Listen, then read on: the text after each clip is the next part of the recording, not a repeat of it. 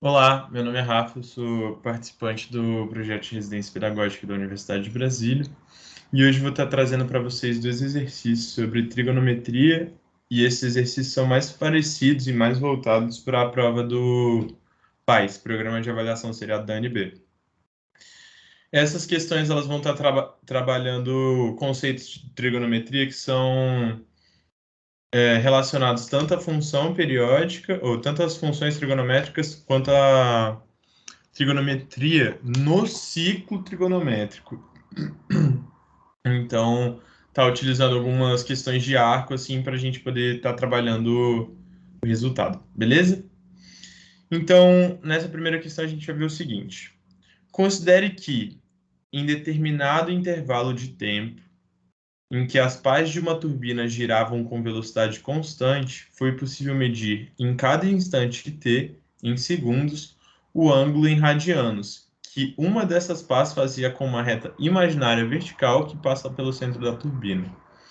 Considere ainda que tenha sido determinado que esse ângulo, em cada instante t desse intervalo, a partir do instante t igual a zero, podia ser expresso por essa expressãozinha aqui, então vai estar determinando a posição da pá em cada instante t em relação a uma linha que corta exatamente o meio dessa do centro de uma turbina, né? Então, basicamente é o seguinte, ele está te dizendo que essa pázinha aqui vai estar, essa pá aqui vai estar rodando aqui em volta, certo? E que para cada tempo t ela vai estar assumindo diferentes posições aqui, o que é óbvio, ela está se movimentando. E beleza. Dessa forma, nesse intervalo de tempo, a velocidade de rotação das pás da turbina em voltas por minuto é. Daí ele te dá algumas opções de marcar aqui. Esse exercício é do PAIS em si, então uma questãozinha de marcar do PAIS tem um peso maior, então é algo que a gente tem que estar bastante atento quando aparece para a gente, principalmente porque essa questão não é difícil. Então a gente precisa estar sempre ligado, beleza? Se a gente for olhar para a nossa expressãozinha, f de t igual a π vezes 1 menos o cosseno de 3π t, vai ser exatamente o que vai estar descrevendo essa movimentação, certo? Se a gente for dar uma olhada nisso aqui mais a fundo, basicamente isso daí é uma função periódica, que vai ter uma certa repetição, né? Ou seja, depois de certo tempo, a gente vai estar vendo que ela vai estar voltando para as posições que ela já assumiu antes. E, por ela ser uma função periódica derivada do cosseno, a gente vai estar podendo dar uma olhadinha no período necessário para a gente dar uma volta. Como que a gente calcula isso, né? A partir de uma função cossenoidal ou então senoidal, se a gente estiver analisando uma função periódica, a gente consegue fazer. Esse valor aqui, que acompanha a nossa variável, ou seja, esse 3π, que está do ladinho ali do nosso t, que é o que está mudando ao longo do tempo, né? É o tempo que está sendo variado. A gente consegue calcular o período. Porque o período vai se relacionar com esse valorzinho aqui da seguinte forma: 2π sobre o período vai ser igual ao valor do nosso ômega, ou nosso c, se você preferir. Isso depende da forma como você chama a função. E nesse caso, a partir dessa consideraçãozinha aqui, a gente vai estar percebendo o seguinte: o nosso t é igual a 2π sobre 3π. O π cancela e a gente vai ter que o período para a gente dar uma volta completa seria 2/3 de segundos. Então,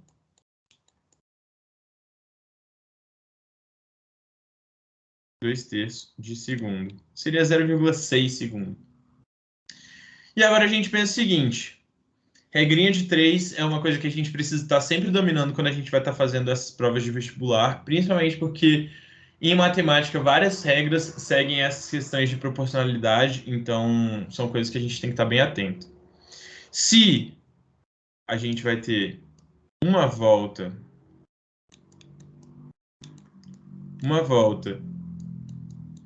em 2/3 de segundo, em 60 segundos, porque ele quer voltas por minuto, então 1 minuto tem 60 segundos, e a gente faz essa regrinha de 3. Então, em 1 minuto, eu dou x voltas, né? Aumentou o meu tempo. Então, consequentemente, aumenta o número de voltas que eu vou dar. Uma grandeza diretamente proporcional, grandezas diretamente proporcionais, e a gente faz uma multiplicaçãozinha direta. Então, x vezes 2/3 é igual a 60 vezes 1. Dividir de novo nosso quadrinho. Esse 3 está dividindo, passa multiplicando. Então, e o 2 está multiplicando, passa dividindo. Então, a gente vai ter o seguinte, 60 vezes 3 dividido por 2. No caso, 60 dividido por 2 vai dar 30. 30 vezes 3, x é igual a 90 voltas. Então agora a gente descobriu o número de voltas que a gente consegue dar em 1 minuto. Depois disso, basta que a gente olhe a alternativa que melhor satisfaz essa questão, né? Como ele está falando sobre intervalos, aqui ele fala de um intervalo que seria menor que 60 voltas por minuto. Errado. Superior a 120 e inferior a 180. 90 é inferior a 120, então a C está fora. D, superior a 180, não, é menor que 180, bem menor que 180, inclusive na metade, né? Então a gente vai marcar a letra B mesmo. Ó, superior a 60 e inferior a 120. Aqui ficou faltando o número 1. Nesse caso, a gente vai estar marcando a alternativa letra B. Não é uma questão difícil, mas é uma questão que exige que a gente lembre de algumas coisinhas em relação à função cosseno, né? Uma função periódica. E ainda domine essa questão de regras de 3. Mas fora isso, tudo tranquilo. O segundo exercício, ele é um exercício histórico, assim, porque ele fez parte de um experimento que, de fato, quebrou barreiras em relação ao tempo que ele estava sendo realizado, né? E isso foi realizado no século 3 a.C. Erastótenes constatou que em Assuã, região próxima à primeira catarata do rio Nilo, ao meio-dia do dia 21 de junho, em um solstício de verão, um bastão inserido no solo em posição vertical não projetava sombra, ou seja, estava a pino, estava realmente vindo perpendicular na cabeça da pessoa, na cabeça dessa haste, e nisso não gerava uma sombra. Era como se duas retas estivessem na mesma direção. Então, algo mais ou menos nesse sentido aqui. Ficou torto, mas essa é a parada. Então tá. No mesmo horário e dia do ano, no mesmo horário e dia do ano, em Alexandria, distante 800 quilômetros de Assuã, foi comprovado que um bastão em posição vertical projetava a sombra, como mostra a figura. Erastótenes descobriu assim que a superfície da Terra deveria ser curva. O experimento foi realizado e o angular foi determinado em 1/8 radiano. De acordo com o experimento, o raio da Terra em quilômetro é. Então, basicamente, ele vai estar provando o raio da Terra aí, uma coisa que ele não conseguiria fazer, o melhor, que a gente achava que seria muito difícil de fazer sem tecnologia, sem ferramentas necessárias, o cara conseguiu fazer com uma coisa, com uma ideia matemática muito boa. E no final das contas, essa ideia aproxima muito bem, muitíssimo bem mesmo, o raio da Terra que a gente consegue calcular hoje com toda a nossa tecnologia de ponto que a gente tem. Beleza? Então tá. Melhorando um pouquinho esse desenho, vamos fazer uma circunferência completa. Vamos usar isso daqui para fazer a circunferência completa, né?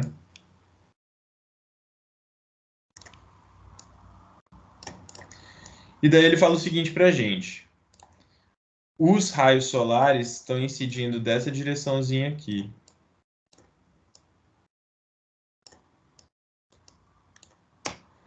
Beleza. Aqui é a mesma coisa, aqui é a mesma coisa, aqui é a mesma coisa. Tá. E ele fala que em Assuã, que vai ser exatamente o pontinho aqui que está descendo, certo? Essa partezinha aqui. A gente não vai ter uma projeção de sombra, certo?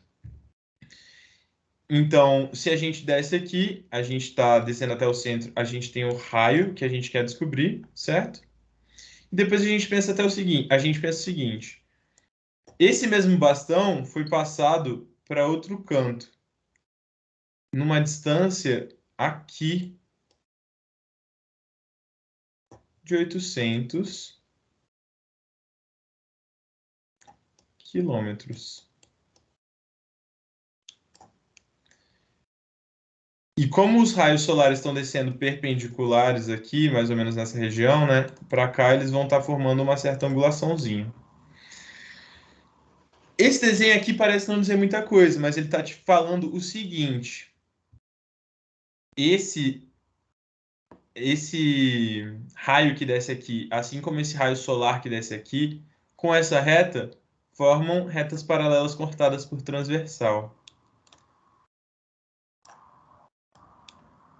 Nesse caso, esse ângulo aqui vai ser exatamente igual a esse ângulo de cá, certo? Então, voltando para a nossa realidadezinha aqui da figura, esse ângulo aqui vai ser igual a esse ângulo, que ele fala que é um ângulo A igual a 1/8 radiano.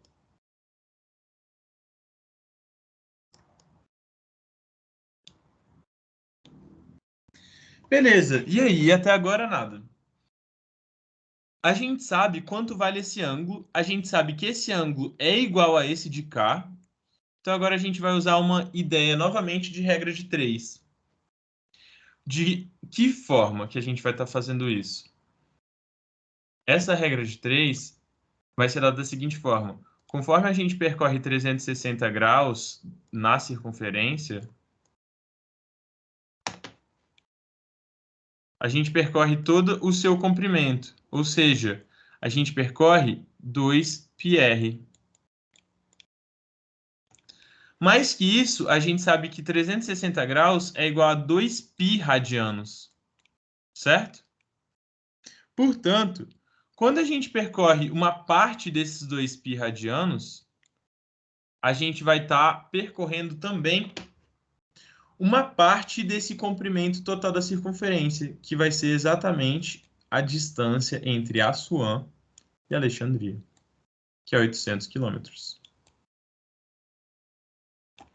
Então, reorganizando isso daqui, a gente tem o seguinte: 2π rad vai estar para 2πr, que é o comprimento total, assim como 1/8 radiano vai estar para 800 quilômetros. A gente pode ficar se perguntando, mas não tem nada para descobrir, cadê o x? É porque agora o x, entre aspas, está disfarçado. Ele vai estar aqui no lugarzinho do r, né? E ele tem uma partezinha que está multiplicando ele. Nada demais, nada que a gente não consegue resolver agora. O que a gente precisaria fazer? Como esse 2π, como a gente diminui aqui os radianos e também diminui o nosso comprimento a ser percorrido, a gente vai estar dizendo que essa regra de 3 é diretamente proporcional. Portanto, se são diretamente proporcionais, a gente multiplicaria cruzado isso daqui. Então, 800 vezes 2π é igual a 2πr vezes 1/8, que seria basicamente multiplicar por 1 e dividir por 8. Nesse caso, esse 2 com esse 8 corta e corta, aqui fica 4 e aqui fica 1. A gente cancelou por 2 em cima e embaixo.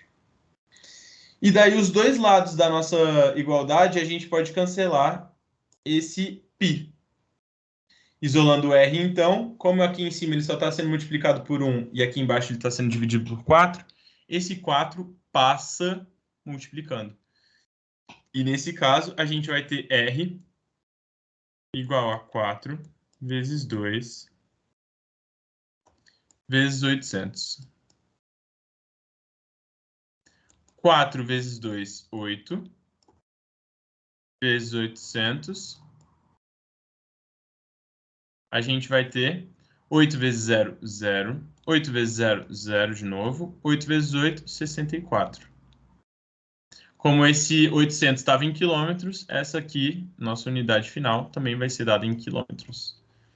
Nesse caso, olhando aqui as nossas alternativas, não é a letra A, não é a letra B, não é a letra C, nem a letra D, letra E é o que satisfaz a nossa equação. Beleza? No mais é isso, espero que vocês tenham gostado do vídeo e até a próxima.